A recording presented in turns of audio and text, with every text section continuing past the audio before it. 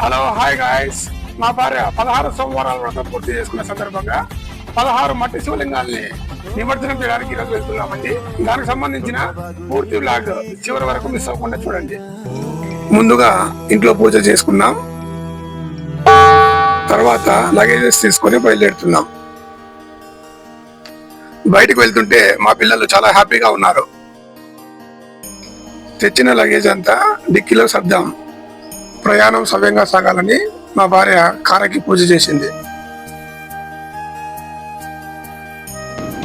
Hi చెప్పండి.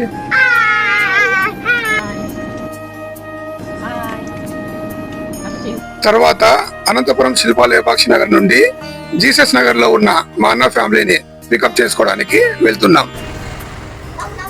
మా అన్న ఫ్యామిలీని పికప్ చేసుకున్నాం. తర్వాత మా అమ్మా నాన్న పికప్ చేసుకోవడానికి నరపకి వెళ్తున్నాం.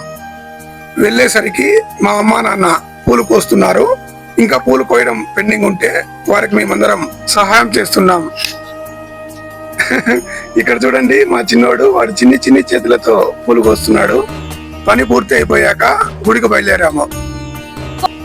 వెళ్లే దారిలో ఆ పల్లెటూరు అందాలు, ప్రకృతి అందాలు చూసి నిజంగా మా మనసు పులకించిపోయింది. సో అక్కడ అందాల్ని చూస్తూ ఉంటే ఇది రాయలసీమనా కోనసీమనా అనే డౌట్ వస్తుంది.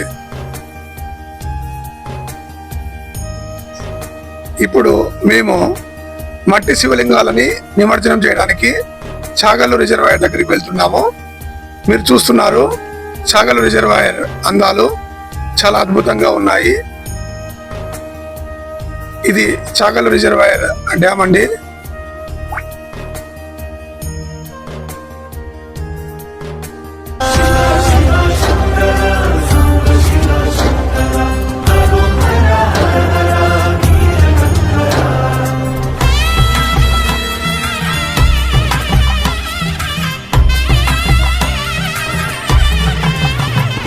ఇక పిల్లలు డ్యామ్ లో నీళ్లు చూడంగానే వారి ఆనందానికి అవధులు లేకుండా పోయాయి.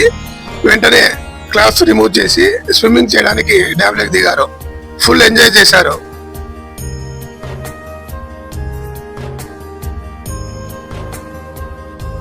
డ్యామ్ దగ్గర నిమజ్జనము స్విమ్మింగ్ అయిపోయిన తర్వాత ఆశ్వర్తనారాయణని దర్శించుకోవడానికి అసితంబపూర్ బయలుదేరాము. ఇది డ్యామ్ దగ్గర నుండి కేవలం 5 కిలోమీటర్లు మాత్రమే ఉంటుంది. ఇక అశ్వత్థనారాయణ స్వామి టెంపుల్ కి రీచ్ అయ్యామండి. చాలా అద్భుతంగా ఉంది టెంపుల్. ఈ ఏరియాలో చాలా పవర్ఫుల్ గాడ్. మేము వెళ్ళేసరికి ఆలయం తలుపులు మూసివేయడం జరిగింది. సో అశ్వత్థనారాయణని బయట నుంచే దర్శించుకొని పూజా కార్యక్రమాలన్నీ ముగించుకోవడం జరిగింది.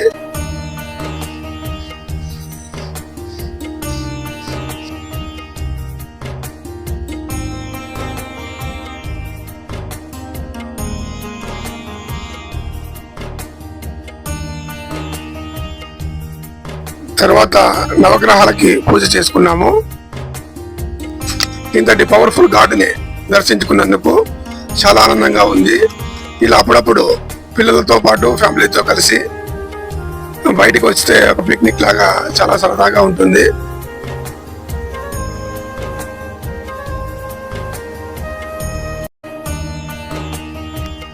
పూజా కార్యక్రమాలన్నీ ముగించుకున్న తర్వాత ఇంటి దగ్గర నుంచి తెచ్చిన భోజనాల్ని హ్యాపీగా ఒక చెట్టు కింద కూర్చొని మా ఫ్యామిలీ అంతా కలిసి భోజనం చేయడం జరిగింది.